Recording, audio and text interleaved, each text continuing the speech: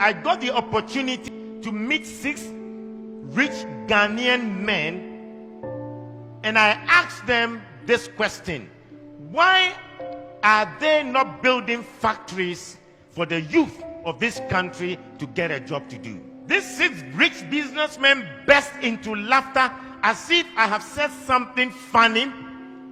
Then one said, the people shouting, "No food, no jobs," are all thieves. The writer said, I said, "Really?" I was shocked. And the man then went on. He said, "I run a manufacturing business and trading business." He said, "The biggest challenge in my manufacturing business is not electricity. It is not infrastructure. The biggest challenge is getting honest staff.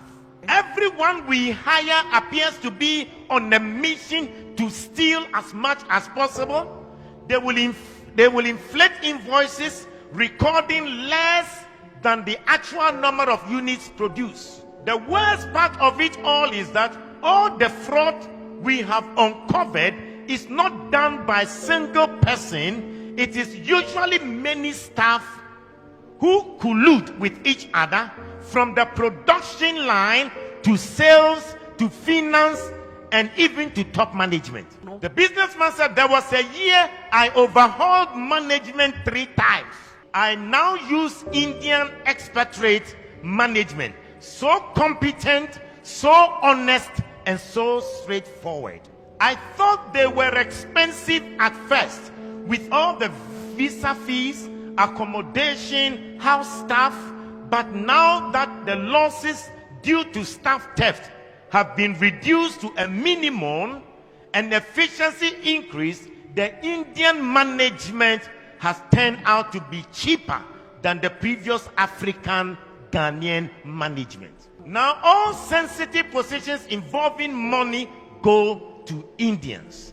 Africans are only allowed in non-sensitive positions."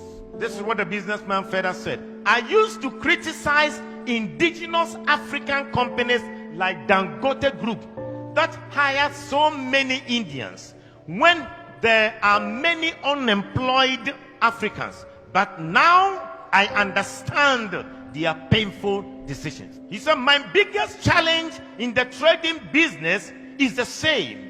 In other words, he has a trading shopping business, and he said, "It is getting honest staff. The form of trading occurs in open market and involves staff having access to huge sums of money running into few millions. I know how much I pay to security companies to provide the escort for the staff, not to prevent robbery, but to ensure that the staff will go straight to the bank and will not run away with the money. This money spent on security companies is even enough to be declared as profit." He said, "We have to spend a CCTV, biometric scanners, and other things that wouldn't be needed if the staff weren't looking for opportunity to steal." He said, "It got so bad at a point that my own criteria for employing a staff was no longer competence or certificate, but honesty. At least competence and skills can be learned, but once you are dishonest, you are dishonest." He said, "We always complain of the economy and how there are no jobs. I know people abroad who would have loved to set up job creating businesses in Ghana, but they can't because they can't get a trustworthy person to manage the business." He said, "I know people in Ghana with so much money.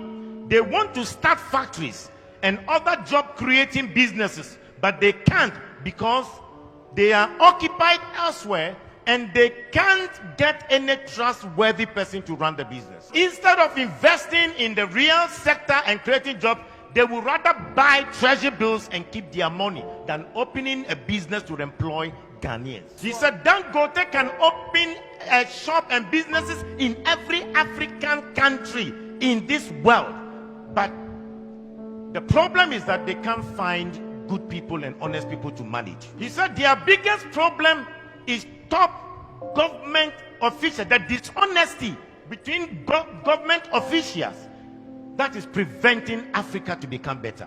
He says, "Start a small farm and they start a small poultry farm and they will steal the eggs. He said if they don't steal the eggs, they will intentionally kill the chicken and the fowls, and then they will ask you if they can take it home.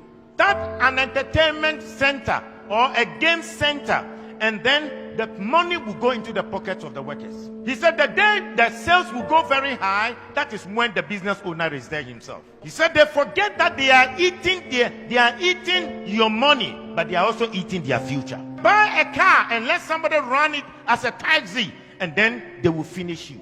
Start a restaurant and the people will take half of the foodstuffs into their house for food.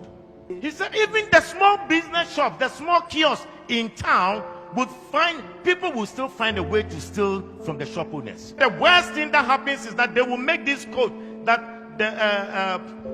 that every person eats from where he works. They will justify the stealing. He said, I usually say the reason most Ghanaians haven't stolen billions of money is that they haven't gotten the opportunity. How can a businessman say that he managed his company and the Ghanaians he employed were running down the company? And they would rather prefer Indians to be top managers. And these Indians are managers that they are honest, they are straightforward. The Indians are not Christians. But most companies in Africa have trusted them because they can run their companies very well. 70% of the population are Christians here in Ghana. 17% or 16% are Muslim. You put that together, over 92% of the people in Ghana are religious. So you ask yourself the question, what is the use of going to church? What is the use of their being religious? And yet Hindus who are not Christians are more straightforward and honest to sustain a business than the people who come to church on a Sunday. We are our own enemies. The businessman said, you wonder why there are no jobs? The people you meet them on the streets, if they are asking for jobs, you employ them today. Tomorrow they will run your company down. You employ members from your church and they will destroy your business for you. We are the Judases, betraying one another. We are our own. We are. Wow.